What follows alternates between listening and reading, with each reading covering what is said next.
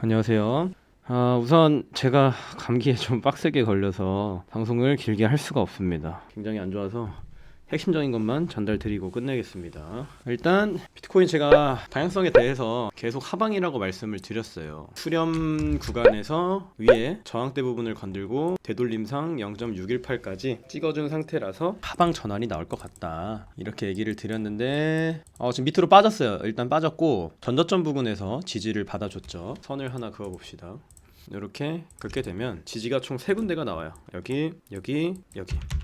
이제 시간 프레임을 바꿔서 보면요, 더 명확하게 지지가 확인이 되죠. 여기, 여기, 여기. 그래서 비트코인이 일단 상방 돌파가 휩소로 나왔다가 밑으로 빠진 뒤 리테스트를 하러 가는 과정이라고 저는 생각을 하고 있습니다. 리테스트라는 건요, 이런 거라고 보시면 돼요. 삼각형을 이렇게 그려봐요. 그 다음에 안에서 파동이 나올 거 아니에요. 삼각수랑 파동이 이렇게 밑으로 빠진 다음에 추세 하단을 리테스트 하고 밑으로 진행이 되는 걸 리테스트라고 얘기를 합니다. 지금 비트코인은 수렴 과정을 마친 다음에 휩소로 상승을 했다가 밑으로 빠졌어요. 올라가서 이 리테스트 과정을 끝내주고 다시 하방 전환이 될지 그 여부를 잘 체크해 보시길 바라겠습니다. 그리고 아마 오늘 제가 알기로는 금리 인상 결정이 있는 날로 알고 있는데 거진 75bp가 확정이에요. 75bp 확정에 저는 위험자산 시장이 오를 거라고 생각은 하고 있지 않습니다. 꽤 많이 올리는 거죠, 75bp도. 그러니까 보수적으로 매매를 하시길 추천드릴게요. 특히 롱 잡으신 분들 보수적으로 하라는 말씀 전달을 드리고, 자, 또 봅시다. 어제 어떤 얘기가 나왔는지 파월의 입에서 시장에 희망은 주는데 시장이 또 상승은 못하게 말을 좀 애매하게 했어요. 금리 인상 속도, 다음 FOMC 또는 그 다음 미팅에서 속도 조절 시작할 가능성이 있고 12월 50bp만 올릴 가능성이 높아졌지만 기존 터미널 레이트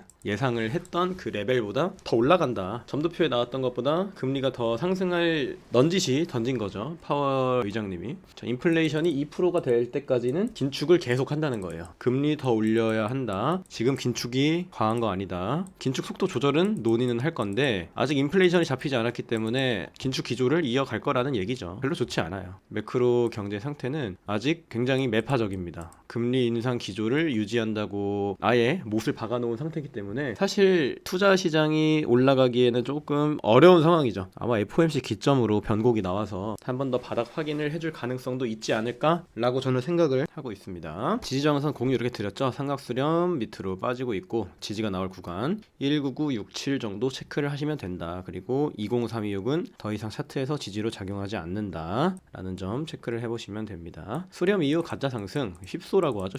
휩소라는 건요, 이런 거예요. 가짜 상승 혹은 가짜 하락을 얘기합니다. 설명을 잘 해놓은 게 없네.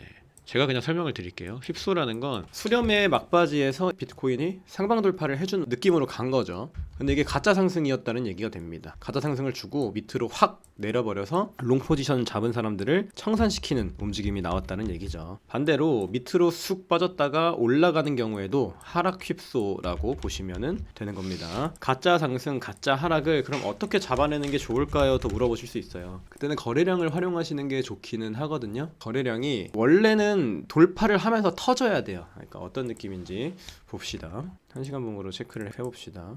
이때도 수렴을 했잖아요. 비트코인이 잘 보시면 하락 이후에 이렇게 베어 플래그 형태로 수렴을 해줬단 말이에요. 그쵸? 베어 플래그는 보통 직전의 추세를 이어가는 경우가 많기 때문에 한 번 더 하락이 나와줬다고 보시면 되는데, 원래 그 패턴 돌파가 나올 때는 거래량이 가려는 방향으로 터져요. 거래량 한번 체크를 해볼게요. 여기 보이시죠? 요 거래량. 그리고 위로 선을 쭉 그어보게 되면 이 패턴 하단 돌파가 나오면서 거래량이 이렇게 터졌다. 그래서 휩소를 우리가 피할 수 있는 방법은 거래량이 터졌는지 안 터졌는지 여부에 대해서 보시면 된다는 얘기죠. 자, 이때도 이렇게 수렴이 나왔어요. 약간 디센딩 트라이앵글 패턴으로 흘러갔단 말이죠.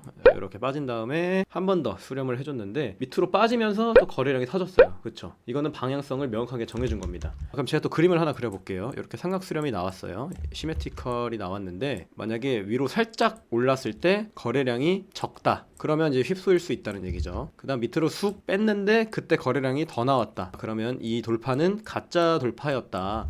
이렇게 우리가 체크를 해볼 수가 있다는 얘기입니다. 이해되셨죠? 자, 그 다음 다시 텔레그램으로 넘어가 보도록 합시다. 17.6K의 청산 물량이 꽤 많이 쌓여 있대요. 롱포지션 잡으시는 분들 주의하시고, 현재 비트코인은 하락한 지가 906일 정도 됐어요. 그러니까 1차 하락 기간 때 1002일 하락했고 2차 하락 기간 때 998일을 하락했고 3차 때 906일을 하락했다. 그럼 조금 더 횡보할 가능성은 당연히 있겠죠. 열어놔야겠죠. 그 가능성도. 과거와 똑같이 조정 기간을 주려면 살짝 더 횡보할 수 있겠다. 대충 기간이 3달 정도네요. 그러니까 지금 906일인데 3달을 더하면 한 90일 되잖아요. 90일, 91일 뭐 이렇게 되는데 거의 1000일 가까이 된단 말이에요. 3달이면 또 언제죠? 12월, 1월, 2월. 2월쯤에 상승 반전 나올만 하죠. 그때는 긴축 기조가 변화가 될 가능성이 또 있기 때문에 아무래도 내년 1분기 정도를 기대해 보는 게 좋지 않을까. 그리고 공룡들이 멸망을 했잖아요. 피봇은 곧 피봇을 한다. 불리시. 현재 시장이 활발하다. 근데 운석이 떨어지고 있는 상황. 근데 지금 시장이 좋다. 라고 말을 하고 있는 거예요. 모르는 거지.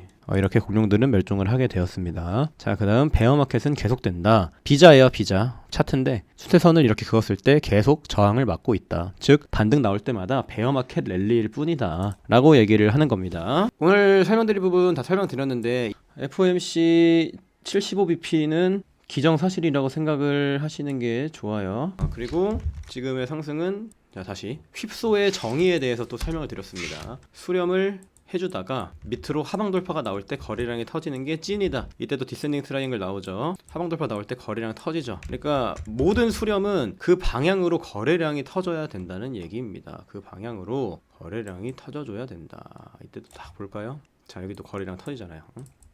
이거 웨지 패턴으로 나왔는데 거래량 또 어디 갔어? 아무튼 라이징 웨지 형태로 나왔죠. 이때 비트코인 밑으로 쭉 빼면서 거래량이 터져줬단 말이에요. 그러니까 돌파하는 거래량을 기준으로 보셔라. 이런 얘기를 드릴 수 있겠습니다. 뭐 오늘 방송은 더 이상 설명드릴 부분이 없어요. 상방 가능성은 적나요? 정석적으로는 적죠. 정석적으로는 FOMC 전까지 올리다가 뺄 가능성도 있고요. 근데 사실 금리 인상을 하는데 상방으로 가는 게 말이 안 되긴 하죠. 금리 인상을 한다는 거는 애초에 주식시장이나 코인시장에 악재로 작용을 하는 건데 그 금리를 50bp도 아니고 75bp를 올리는 상황인 거예요. 근데 상방으로 간다? 근데 모르겠어요. 시장의 광기는 예측을 할 수가 없는데 제 생각에는 하방이 좀 더 가깝지 않을까라고 생각은 하고 있습니다. 아무튼 방송 여기서 마치도록 하겠습니다. 시청해주신 분들 감사드리고 텔레그램에서 또 좋은 정보 있으면 공유드리도록 하겠습니다. 시청해주셔서 감사드립니다.